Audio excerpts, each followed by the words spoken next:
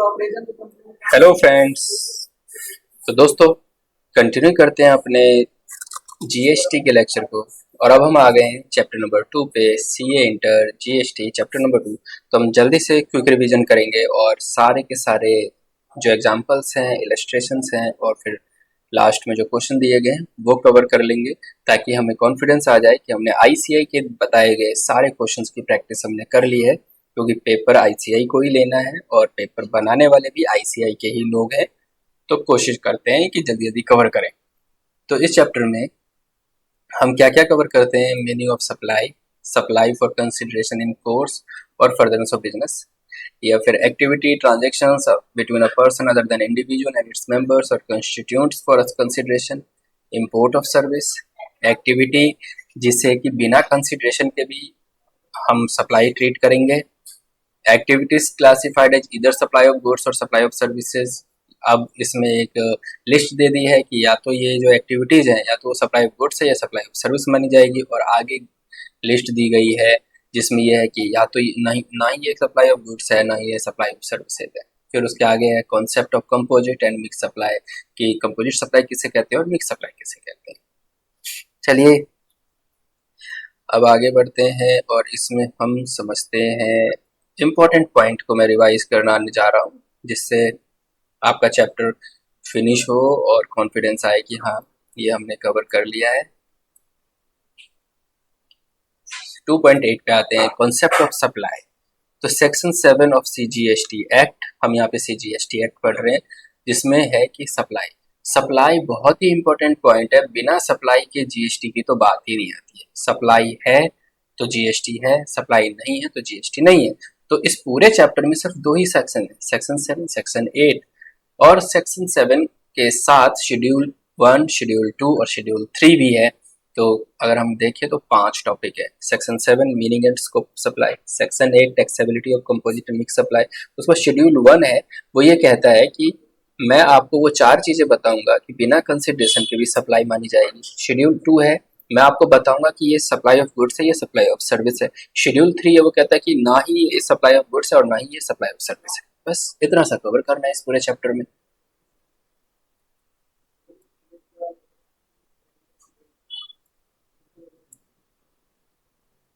अब देखो, सप्लाई होने के लिए क्या क्या चीजों का होना जरूरी है। सप्लाई शुड बी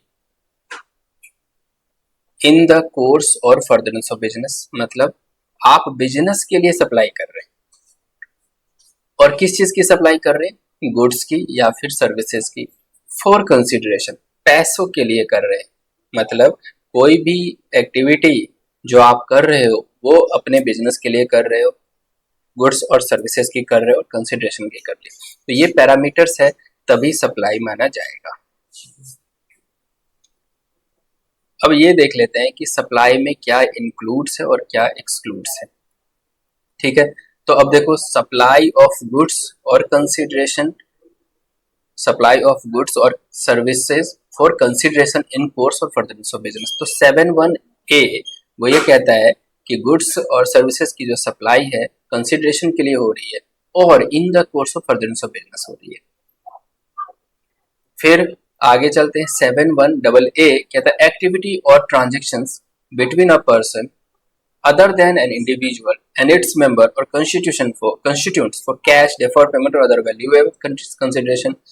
किसी भी बिजनेस, किसी पर्सन के बीच में कोई ट्रांजेक्शन हो रहा है, इंडिविजुअल के बीच में ट्रांजेक्शन हो रहा है कैश के लिए, डेफर्ड कैश के लिए, मतलब आगे पेमेंट होगी तो वो भी इसमें माना जाएगा। Importation of service for consideration, consideration मतलब किसी को पैसे दे के आपने कोई सर्विस इंपोर्ट किया, चाहे वो बिजनेस के लिए है या नहीं है, चाहे वो बिजनेस के लिए है या नहीं है इंपोर्ट के केस में, तो भी वो आपके सप्लाई में आ जाएगा। और सप्लाई विदाउट कंसिडरेशन, बिना कंसिडरेशन के भी रहेगा तो वो सप्लाई में आ जाएगा, लेकिन उसके लिए शेड्यूल 1 पढ़ना पड़ेगा।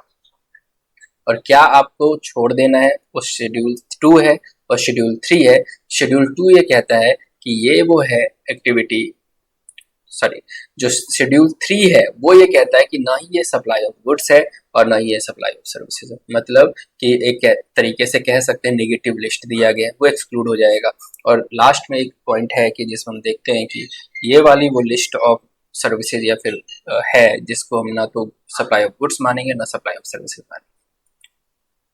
और लास्ट में है कि वो चीजें जिसको लिस्ट डाउन कर दी, जो पहले के टैक्स लॉ में कंफ्यूजन थी कि भाई ये सप्लाई गुड्स माने या सप्लाई सर्विस माने, उन्होंने क्लैरिटी दे दी है। अब देख लेते हैं supply should be of goods और सर्विसेज। और बहुत सप्लाई किसी भी चीज की हो सकती है, गुड्स की हो सकती है, सर्विसेज की हो सकती है, दोनों की हो सकती है। Supply includes specified form of supply. Supply में जो स्पेसिफाइड फॉर्म है, तरीका मतलब कोई सेल, एक्सचेंज, बार्टर, ये सब आ जाता है। Should be for consideration, should be in course of other of business. Now form of supply क्या है, कंसिडरेशन क्या है और इन कोर्स ऑफ अदर बिजनेस क्या है, वो सब चीजें हम यहाँ पे कवर करेंगे। तो अब ये देख लेते हैं कि गुड्स का मतलब क्या है, every kind of movable property. Service का मतलब है any other other other than goods, ठीक है। लेकिन कुछ चीजों को छोड़ दिया, ना ही वो गुड्स है ना ही वो सर्विसेज है, जैसे मनी और सिक्योरिटीज। लेकिन कुछ इंक्लूड भी कर लिया। एक्शनेबल क्लेम, जैसे कि आपके पास एक पेपर है कि भाई किसी बंदे से मुझे फ्यूचर में 10,000 रुपये लेने का एक राइट है, तो उसको इंक्लूड कर लिया है। जैसे growing crops, grass, things attach to, मतलब जमीन से जुड़ी हुई जितनी भी चीजें हैं, अनाज, फसल, ये सब वो इंक्लूड है आपके गुड्स। और यहाँ पे सर्विस में क्या है कि मनी को तो हटा दिया, लेकिन यूज ऑफ मनी, किसी को कन्वर्जन करा के दे रहे हो पैसे और उसके बदले में कमीशन चार्ज कर रहे हो, ये सब इन्होंने ले दिया। अब सप्लाई के फॉर्म्स क्या आते हैं, किससे बोलेंगे supply? Sale, transfer, barter, exchange, licence, rental, lease, disposal, ये जितने भी नाम कह लो, ये सब क्या है, सप्लाई के तरीके हैं। प्लस उसमें दो चीजें और होनी चाहिए। ए हो गया फॉर्म सप्लाई, कंसिडरेशन चाहिए, और इन द कोर्स और फर्दरेंस ऑफ बिजनेस। मतलब ये कि अगर मैं आपको कोई किताब देता हूँ, ठीक है, बेच दिया मैंने, सेल कर दिया, कंसिडरेशन भी मतलब आपसे पैसे भी ले लिए, लेकिन ये मेरा बिजनेस ही नहीं है।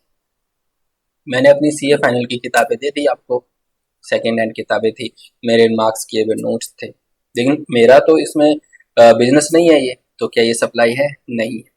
लेकिन मैं बोलूँ कि जी मैं कोचिंग प्रोवाइड करता हूँ और ये सारी किताबें मैं अपने स्टूडेंट्स को देता हूँ, बदले में पैसा लेता हूँ, तब तो मेरा बिजनेस हो गया।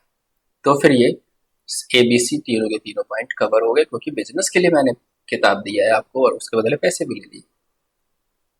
तो ये हमने फॉर्म कवर कर लिया। अब यहाँ पे एग्जाम्पल है, ये एग्जाम्पल ध्यान से पढ़ना है हमें।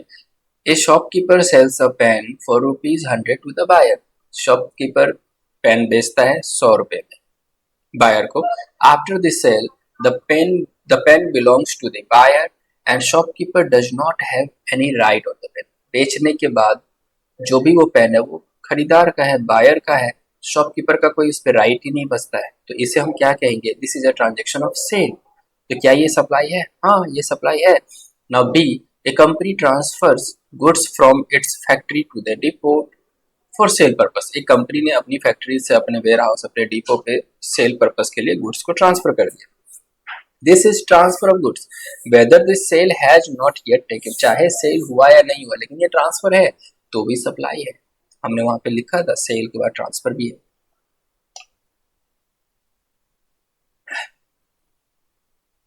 फिर है बार्टर एंड एक्सचेंज, कि भाई मैंने आपको किताब दी है, तो एक काम करो, आप मुझे फुटबॉल दे दो, हम जा रहे हैं फुटबॉल खेलने। तो किताब के बदले फुटबॉल, ये बार्टर है, एक्सचेंज कर दिया है ना। तो इसमें एग्जांपल देख लेते हैं। When a new car worth ₹5 lakh, एक नई कार 5 लाख की हमने परचेज की और बदले में पुरानी कार भी दे दी और कुछ 4 लाख रुपए भी दे दिए, तो ये 1 लाख है, क्या हुआ? एक्सचेंज ट्रांजेक्शन हो गया।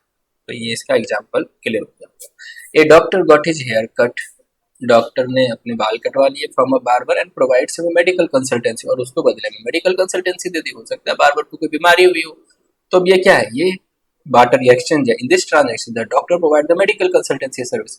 डॉक्टर ने उसको मेडिकल कंसल्टेंसी दे दी और बदले में बार्बर ने उसके बाल काट दिए। हो गया ना ये एक्सचेंज? तो इसको बोलते हैं बार्टर ट्रांजेक्शंस, ठीक है। Licence, lease, rental and disposal, जैसे मैं आपको अपना लैपटॉप दे दो, यार देख ले, यार अपनी क्लासेस देख ले, उसके बाद दे देना, लेकिन उसके बदले मुझे 1,000 रुपए चाहिए। लैपटॉप को रेंट पे दे दिया। कोई बंदे अपनी प्रॉपर्टी दे देते हैं 9 साल 10 साल के लिए लीज पे, तो लीज के लिए उसके बदले में पैसा ले लेते हैं।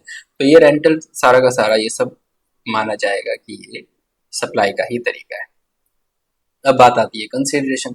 कंसिडरेशन पैसे में भी हो सकता है, मनी में भी हो सकता है और काइंड में भी हो सकता है।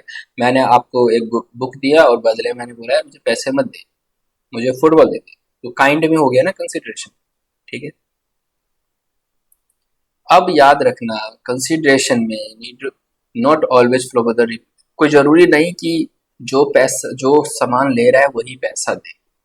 कंसिडरेशन कोई और भी दे सकता है, थर्ड पर्सन भी कंसिडरेशन की पेमेंट कर सकता है।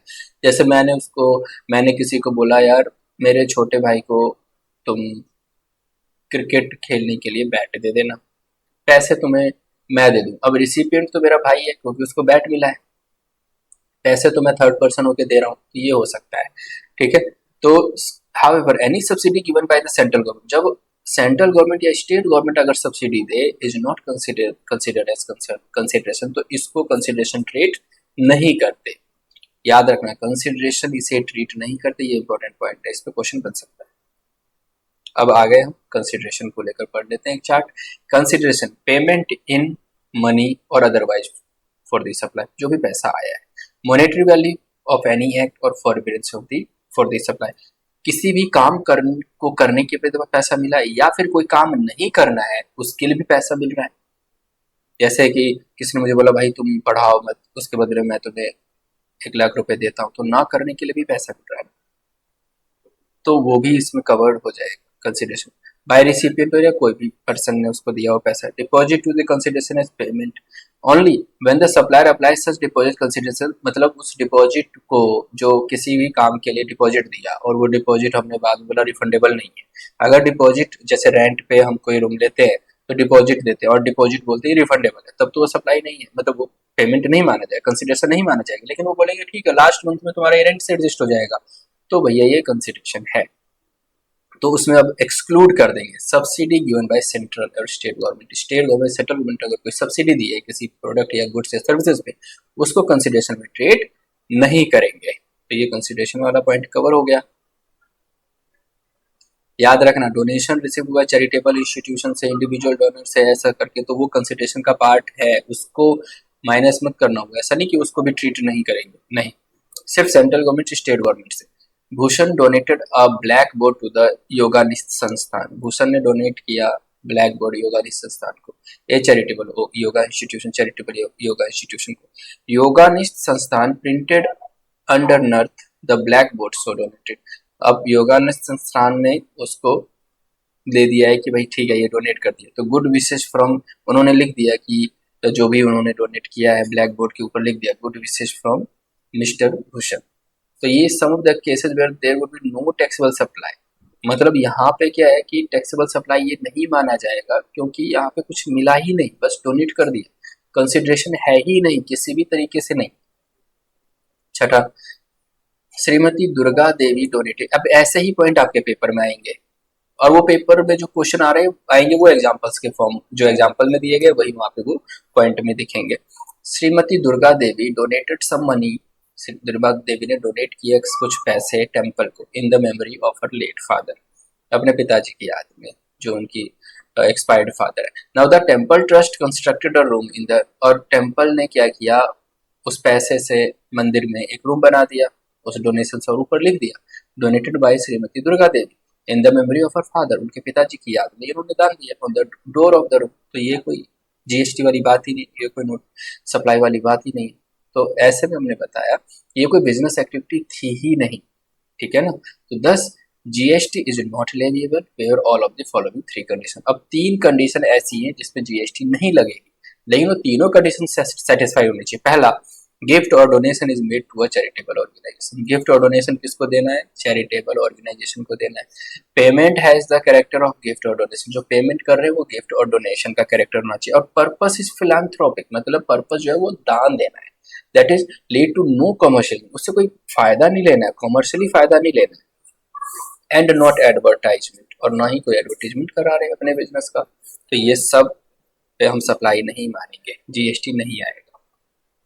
अब है art work sent by artist to galleries for exhibition is not a supply as no consideration flow from the gallery to the artist. कई बार क्या होता है कि एग्जीबिशन से लगते हैं, वहाँ पे सब अपने अपने बनाए हुए आर्ट वर्क, जो पेंट्स है, पेंटिंग है, वो लगाते हैं, लेकिन उसके बदले पैसा अगर उनको नहीं मिलता है, कुछ बिका ही नहीं, तो फिर नहीं मिलेगा, ये इसको हम नहीं बोलेंगे कि ये सप्लाई है।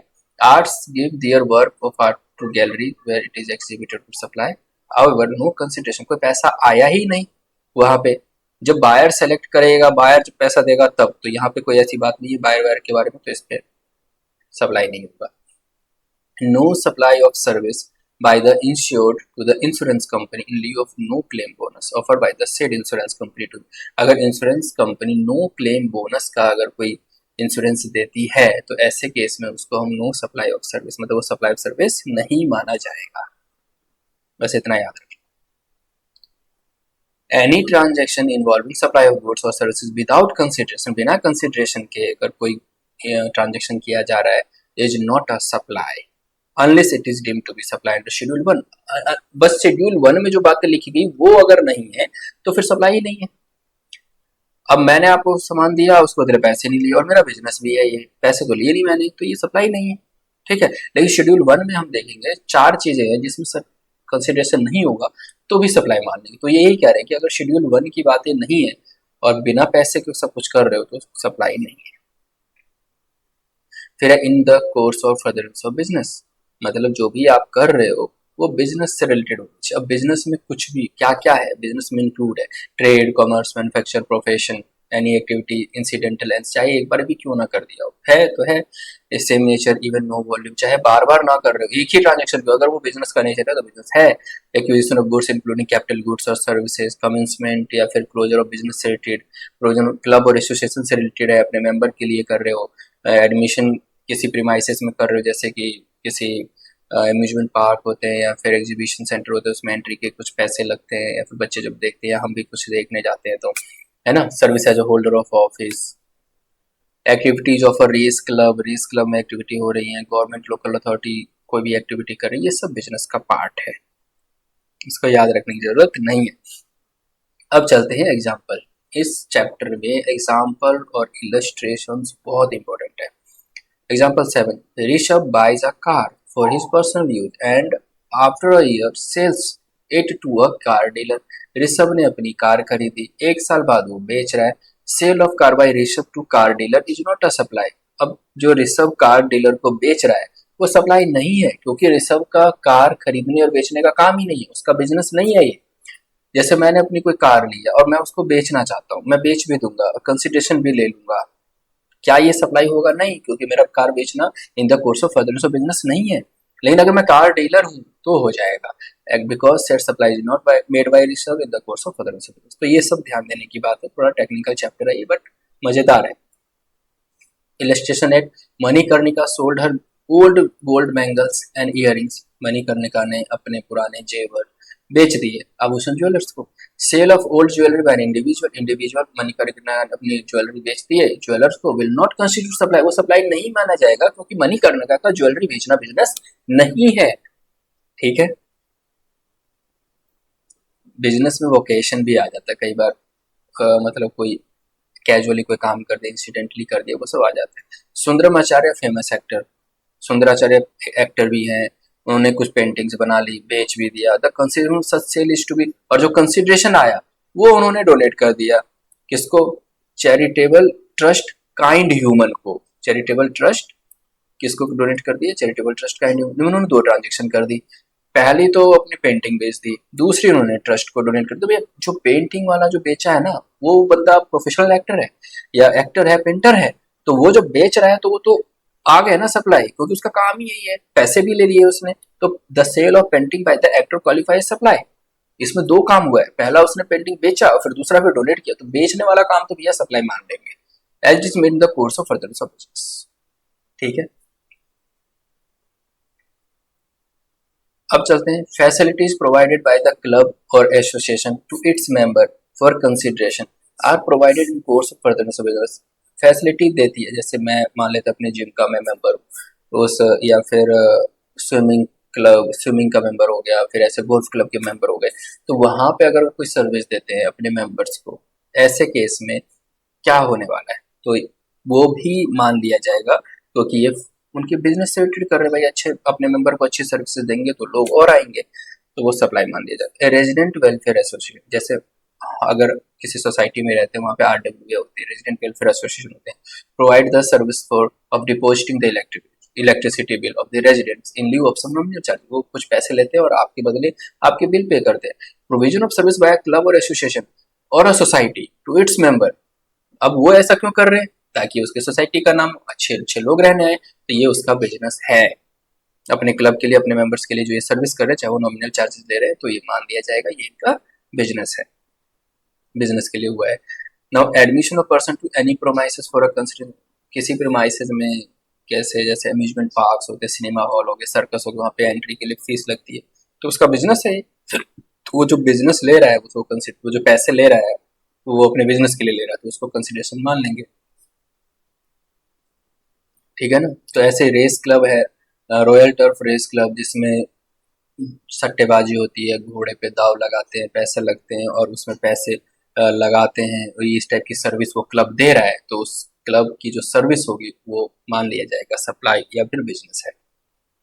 Now there is one exception to this course or furtherance of business rule, that is import of service for a consideration. import of service for a consideration, उसका एक अलग से पॉइंट है, इंपोर्ट पे हम डिटेल डिस्कशन करेंगे।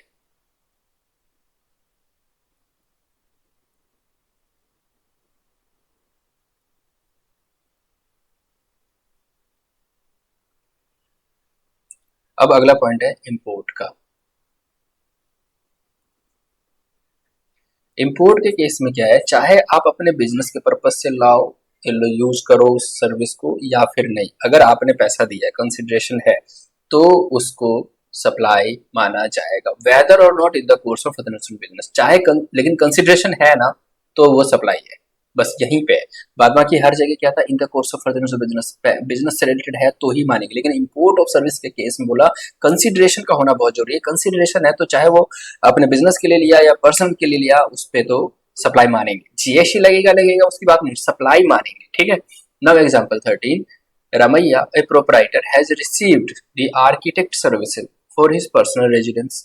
Ramaiah proprietor है, उसने एक आर्किटेक्ट सर्विस रिसीव की अपने पर्सनल रेजिडेंस जहाँ पे वो रहेगा न्यूयॉर्क के किसी आर्किटेक्ट, और $5,000 उसको दिए। The import of service by Ramaiah, जिन्होंने रमैया ने जो इम्पोर्ट किया है सर्विस का, सप्लाई अंडर 7(1)(b, तो उसको सप्लाई मान लेंगे, क्यों, इवन कि ये course of furtherance of business नहीं, क्योंकि इसमें कंसिडरेशन है, $5,000 है, बिजनेस से रिलेटेड नहीं है, उसके पर्सनल घर से रिलेटेड है, तो भी इसको सप्लाई मानेंगे। अब है शेड्यूल 1, जो कहता है एक्टिविटीज विदाउट कंसिडरेशन, मतलब वो एक्टिविटी जिसमें कंसिडरेशन नहीं है फिर भी इसको सप्लाई मानेंगे, डीम्ड सप्लाई मानेंगे, और ये बहुत ही इंपॉर्टेंट पॉइंट है, बहुत ही इंपॉर्टेंट टॉपिक है शेड्यूल 1। तो दोस्तों इसको कवर करते हैं अपने नेक्स्ट वीडियो में, तब तक के लिए bye bye, take care. Please comment section में बताना कि भाई तुम पढ़ा रहे हो, कुछ तो हेल्पफुल हो रही है, कुछ तो समझ में आ रहा है। तब तक के लिए बाय बाय, टेक केयर।